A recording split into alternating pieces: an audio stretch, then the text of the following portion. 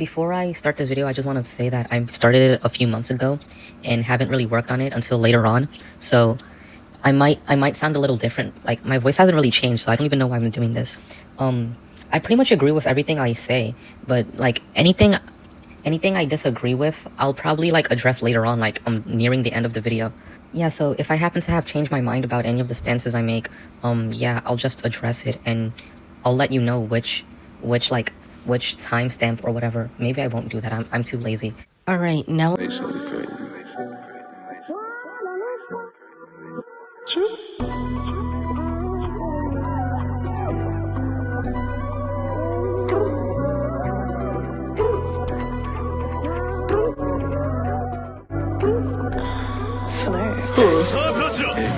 I'ma hit it in the middle. I'ma come in with the riddles. Addie got me in a pickle. I'ma fuck her if she little. And the booty hella bigger. You would think her being taken would've stopped me, but it'll keep on raising up the tempo. Well, then I'm back to having no life and no friends to talk to. Maybe I can upload more consistently. Anyways, I want to do something very special. Something special. I've gotten really into Toaru, so maybe I'll start doing that. But anyways, that has like nothing at all to, like absolutely nothing at all to do with this video. Okay, so I remember that I was gonna do a video about underrated underdog and how he downplayed the shit out of Dragon Ball. I gotta speak properly here. Anyway, so he downplayed the shit out of Dragon Ball. But anyways, I've watched like one of his more recent videos because like I do watch his shit, not gonna lie. I find it entertaining. I also agree with some of his takes, and Medaka Bucks does so any character from Medaka Bucks. Well, I'm not gonna say any, but some characters from Medaka Bucks solo all of Dragon Ball, solo most of DC, not gonna lie. Instead of debunk that video that probably came out almost a year ago, not sure, I gotta check. Anyways, so instead of debunk that video, what I will do instead is talk about both sides of, you know, of the community or whatever. There are some who like to downplay Goku and say that he's barely a planet buster. There are those who like to highball him, saying, oh, he's out-reversal, Xeno Goku is boundless, all of that shit. I'm not gonna touch on Xeno Goku because I'm not really too familiar with heroes, but other stuff, yeah. Alright, first and foremost, I'm gonna be covering the part of the power scaling community that downplays the living shit out of him, saying, he's only planetary, he's not universal, you know, all that shit, right? Yeah, something I still hear people say, Beerus is there. It's not as common as it used to be, like, but there are legit people who still think that. Or, right, they're like, no, it's a snowball effect, so, it was building up to universal. They themselves are not universal, which wouldn't really make any sense because, yeah, it's been shown time and time again that their ki blasts are way superior to what their punches can do, so if they can punch away their universe, then they can certainly blow it up by doing a Kamehameha or a Gallic Gun or whatever the fuck they use. And you know, I'd hate to be those kind of people, but don't you remember that one time where Super Boo was screaming so loud that he was gonna cause alternate dimensions to collide into each other? And that was like before Super. And Vegito, the real One Punch Man, right? Punched away the scream or whatever. I don't even know how that works. And as many of you know, right? Like, or should know, because this is like common knowledge by now, Super Saiyan God would be a lot stronger than Vegito is. Goku didn't even consider fusing as an option when he was gonna fight Beerus. But he was like, alright, Super Saiyan God, I'm on board with that. I think I might have a chance. And also, right, there's these people who say that right now they're becoming barely, like, just planetary because of the recent shit with Moro. Okay, so first of all, Moro fusing with the planet, in order to contain his power doesn't mean that he's planetary. I don't know in what universe that makes sense. Second of all, even if it did mean that Moro was planetary, it would go against everything that we've seen consistently. Moro being planetary would contradict Cell blowing up the solar system. It would contradict Frieza being star level. It would contradict Super Boo screaming so hard that alternate dimensions were about to crash into each other. It would contradict Beerus and Goku clashing and shaking the entire universe with the sheer force of their punches. Yeah, so anyways, I will never get over the Super Boo feat. That shit was crazy to me. So Anyways, now that I'm done about the strength feats or whatever, right? I'm gonna go over speed feats. Did you know that Goku was able to go around the whole planet? Well, not around, but like halfway around the planet in just 1 second during the Namek saga. You could argue that the planet Namek is larger than a star, which would put him way above light speed, right? But even if you want to just lowball and say, no, Namek is actually the same size as Earth, that would mean that Goku would be going 1/14th the speed of light, because light can go around the world 7 different times. I'm gonna be honest, I don't know why I said it like that, like 7 different times, but whatever. You know what? For the sake of argument, right? Because it's not gonna matter anyway, he breaks light speed as soon as Super Saiyan is into question. Since it doesn't matter, we're just gonna say that 1/16th, if you multiply 1/16th by 50, it would be 50 over 16, so faster than light. And there's also the fact in Super, recently, right? We can argue he scales to Beerus. Beerus is able to cross the universe like within a matter of minutes. There will be those who don't like the idea of scaling Goku to Beerus, which I understand. We at least know that he's at least stronger than some of the gods of destruction if we go off of the Jiren fight. Anyways, everyone should know by now that they're at least massively faster than light plus. It should be common sense by now, and even if you want to bring up those statements about Dispo, surpassing light, that wouldn't really mean anything because it would go against everything, like I've said, that we've seen consistently. Okay, while we're on the subject, like, I've put respect on Goku's name and everything. I want to talk about this, like, statement here about Dispo beating his time skip. A lot of people, and I mean a lot of people, want to say they're faster than time. They have inaccessible speed, that they have immeasurable speed. Okay, let's say they have inaccessible speed, immeasurable speed, whatever the fuck, right? What would the point be of using his time skip then? Yeah, so I'm waiting for an answer because I really don't know. Like, I seriously have no fucking idea why you would use time stop on somebody who's faster than time, with inaccessible speed, with immeasurable speed, someone who can travel in negative seconds or like forward in time or whatever, right? Yeah, so inaccessible speed can somehow be negated by stopping time. Immeasurable speed can somehow be negated, I guess. That's not how it works. I'll explain how it works. Inaccessible speed is described as the ability to move finite or infinite distances in 0 time without the aid of teleportation. This is done, contrary to popular belief, not by time stop, just moving so fast that time doesn't catch up with you. A lot of people would like to say that Asta has inaccessible speed, you know, the guy from Black Clover, because he was able to move when Julia stopped time. But anyone who actually reads Black Clover would know that's fucking bullshit. I won't go into it though because I already had like a video kinda covering that, and this video isn't about that, so I'll just like get back to the original topic. Alright, now that I explained inaccessible speed, I'll explain immeasurable speed. Immeasurable speed goes for anyone who can like move beyond linear time. So for example, negative seconds, which would be like arriving before you left. You go to the store and you come back, like you go to the store at 6:30 and then you come back at 5:30, like an hour before. Okay, so the only thing, right, that I could think of where y'all could be like getting a little bit confused. Oh, Hit has immeasurable speed, or inaccessible, or Jiren having inaccessible speed for some reason, or how, since the Tournament of Power, since time and space have no meaning supposedly, that would mean that everyone in the Tournament of Power has inaccessible speed, which is bullshit. I'm first gonna explain the thing with Jiren because that's where everyone got the myth about him having inaccessible, right? Alright, if Jiren truly had inaccessible speed, then why is it dependent on who's stronger than who? If Jiren truly had inaccessible or immeasurable speed, why is he struggling to move?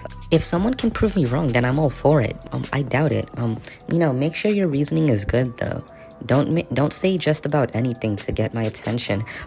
I'm now about to explain the whole timeless void argument, right? So they're saying since time and space do not exist, that means that they have immeasurable speed, right? I could easily disprove this this notion where they have immeasurable speed because Hit's time abilities were still working. However, that would be way too easy. I want to do something else. Just the fact that Topo was able to warp the world, warp the void, shows that it's not like this thing that has nothingness within it, right? World of nothingness doesn't mean no fucking time, no space, whatever, right? When they say world of nothingness, it could literally just mean a world that's empty. I don't need an IQ of 300 to know these things. It's just common sense, and it should be common sense for everyone else too. Alright, so let's say you have this box that's completely empty. It has nothing within it. It's completely nothing. It would still have length, width, height. If I put an ant in this box that's empty, and the ant moves, does the ant have inaccessible or immeasurable speed? Someone with common sense would tell you no. Or at least I'd hope they say no, right? Well, this gets to the other part of the video, and final part of the video.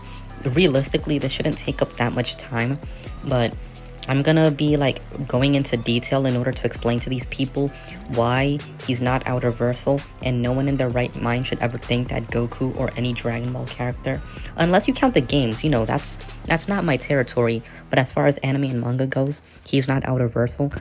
I actually want to bring up someone that a year ago made some good points, and I actually got in contact with him. I asked him if it was okay, like, to bring him up in this video, and he said it was perfectly fine. So yeah, big thanks to him. I'll have the links to his videos in the description. And I actually wanted to bring up something he brought up, right? That they were using stuff like hyperspace in order to prove that they were higher dimensional, but hyperspace doesn't really prove shit. Hyperspace is nothing more than a fictional space where fictional events can happen. The purpose of hyperspace originally was to travel great distances within a short period of time. We literally have Kaguya being able to open hyperspace portals, or like time-space portals. And we have Cosmic Garo being able to do the exact same thing, yet we should never give them that benefit to say that they're higher dimensional just because they can open some portals, right? We literally have Finroll from Black Clover being able to open portals in space. So like, does that make him higher dimensional as well? Well, there's a case you can make for Langris, his brother's attacks being 4th dimensional, or at least infinite 3D, but that's completely different. You know, there are actually people who think that during the Namek Saga, he is universal somehow. I don't know how that works. The closest thing I could find is some idiot posting a video like that that says that exact same thing that I brought up and shows absolutely no proof for it.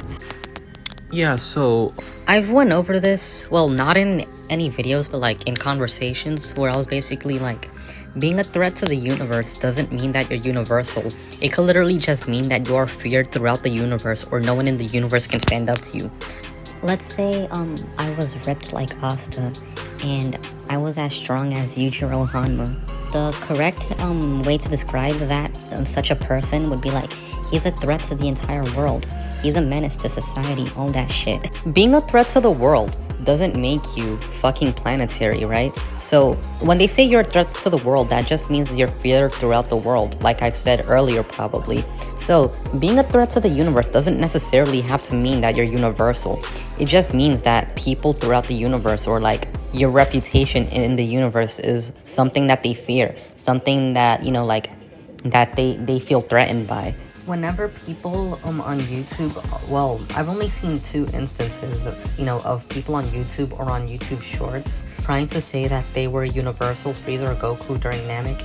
They literally give no explanation whatsoever. They go completely off topic, and they get to no fucking point because they have no point to make.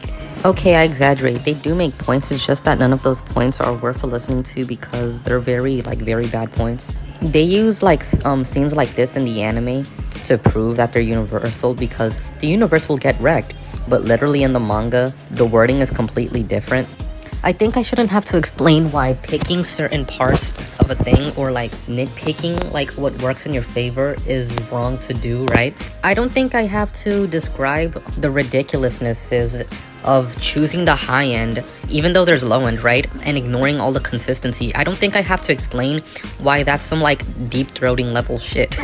Okay, so now that we know he's not universal because it's too inconsistent, right? And Cell blowing up the solar system wouldn't be impressive. He wouldn't feel the need to say, I can blow away the solar system if they were universal, right? Okay, hopefully, like, you can wrap your brain around that whole thing, and now we can finally get to the point. Get to the goddamn point like I was supposed to. Why he's not outerversal in the Battle of Gods. Okay, this might be a crazy fact for some of you, but I'll say it anyway. Koyama is not the author of Dragon Ball. I'm gonna say it again. Koyama is not the author of Dragon Ball. He always says, ask the original creator for shit that you want answered, and not once did he say that he was more reliable than Toriyama. And I've noticed, like, a lot of people try to ask him, like, power scaling related questions when that's clearly not what their area of expertise is, right? Like, let's be real. Like, most of the people asking him these questions, like, not all, I'm not gonna say all because I don't know, but, like, the majority of people asking him these questions are, like, people who are either power scalers or related to power scaling in some way, or people who are interested in it. Let's not even bring up the fact that he said Broly's not universal, right? Let's not even bring that up. Let's not even bring up the fact that he doesn't really make up his mind when he's asked these type of questions. Alright, despite the amount of times Koyama tells people to ask Toriyama, go directly to Toriyama, people are still like trying to get him to make any statement that goes with the notion of them saying, oh, Goku's outerversal and shit like that. And another thing, Koyama has like, he took part in like the making in some of the video games. I'm pretty sure he worked on Xenoverse as well. However, he doesn't do shit like when it comes to the anime. He doesn't really do shit when it comes to the manga. So if you want to argue that in the games he's outerversal, go ahead. I don't really care. That's not my territory. However, if you want to argue that in the anime or in the manga that he's outerversal, that's where I have to come in and correct you because that's complete bullshit. Okay, I'm gonna easily explain why Koyama's statements can't be used to power scale. With ease. The greatest of ease. That's right. With the greatest of ease. Exactly. There's a bit of inconsistency on them, like if they were Superman feats or something. Yeah, I added the Superman picture to be funny. But anyways, he even says in his Twitter, I'm not sure how many times I said this or how many times I'll have to bring this up, but he even said in his Twitter, ask the original author for like information concerning about Dragon Ball. I am not the author. I just do some extra shit here and there. I'm paraphrasing, but pretty much that's what he said. Anyways, I'm done with the Koyama shit. I just want to talk about my main point on them being outerversal and why they're not outerversal, why it doesn't make sense to say that. I'm also going to bring up some of the arguments that they use, basically bringing up cosmology, which in a sec, I'm going to explain to you why that argument doesn't work. Okay, first of all, I'll give credit where credit is due. The universe isn't just the universe, it's the living universe, it's heaven and hell, and it's all this other shit too, right? And then there's another 11 universes. There's in total 12 universes, exactly like the one I just explained. So please, explain to me how a universe, right, that is contained within a multiverse, the multiverse is then afterwards contained within a timeline. Tell me how that's outerversal. Please, I'd like to know. If something is outerversal, it doesn't have a container. I don't think these people know what the word outer means, right? So outer, right, is something that's on the outside of something. Inner is something in the inside, or like something that's not outer. So in other words, not outerversal.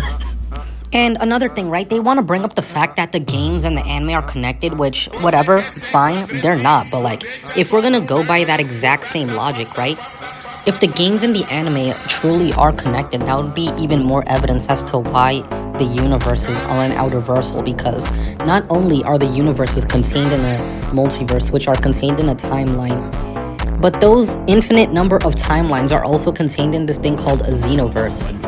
I just really hope I hammered the point, like, enough to where I don't have to re-explain or go into further detail, right? Because I think maybe in another video, like, I'll do a better job, right? But this is all I feel like doing, all the effort I feel like putting in right now, because the video is pretty long as it is. And I want to take a really quick moment to thank some dude who let me clip a few photos of his videos. I kind of planned originally on bringing up some of the points he brought up, but I wanted to kind of say my own words, which is why I used a few photos in the beginning and I haven't later on in the video. But pretty much his opinions and my opinion, well, not opinions, they're facts. His stances and my stances are pretty much identical. If you want to go watch his video for more details, go ahead. Yeah, I'm gonna put a link for it. His name is Azura Takahashi. I think he might have changed it, I'm not sure. He said what I said, but better. That's all you gotta know. The only thing is that he doesn't really talk himself. He basically puts a bunch of text on the screen, which I'm sure like a lot of people aren't really a fan of, but once you get past all that, like, you know, it's informative. You should give it a try, check it out. Okay, and now the moment you guys probably been waiting for. Hopefully, right? How strong do I think Goku is, right? I've kind of lowballed it in the beginning of the video to ease the down players into realizing he's not just planetary, and I haven't really given my thoughts on how strong I think he is. But how strong do I think he is, right? Okay, in the Cell Saga, he would be solar system level. Even though Goku doesn't directly scale to Cell, I think that many of the characters already were solar system level, and Perfect Cell was just a casual solar system level. I'll explain that train of thought in another video maybe, but I want to move past this really quickly.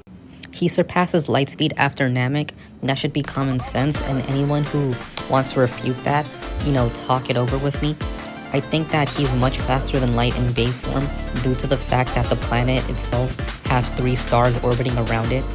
If the planet is much larger than a star is, then going around it one time would make him faster than Light.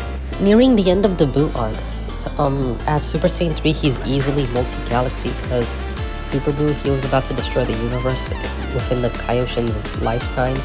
You know, as Vegito, he's definitely universal, not debatable. If you want to debate it with me, I will debate it with you. Go in the comments. Maybe we'll set up some kind of call. I'll debate it with you. You know, by the time they fight Beerus, easily universal. I'd say even multiversal, I don't care. But anyways, I'm done with this. I'm gonna talk about other shit, leave Dragon Ball alone for a little bit, unless I feel like talking about it later on again, I don't know. Maybe someone will ask me to talk about it, but for now, I'm gonna leave Dragon Ball alone. I'm gonna do some Towaru content, maybe some Fade. I doubt it. I'm just gonna be having fun here, honestly. I'll make another video about Black Clover because people were commenting on that video I made a year ago. Asta doesn't have inaccessible speed. People were trying to prove me wrong for some reason, but it's whatever. I'll talk about it a little more. I thought that 1 to 2 minute video was all I needed to do, but apparently not. I need to sit down here with you and, you know, tell you everything that I need to tell you, I guess.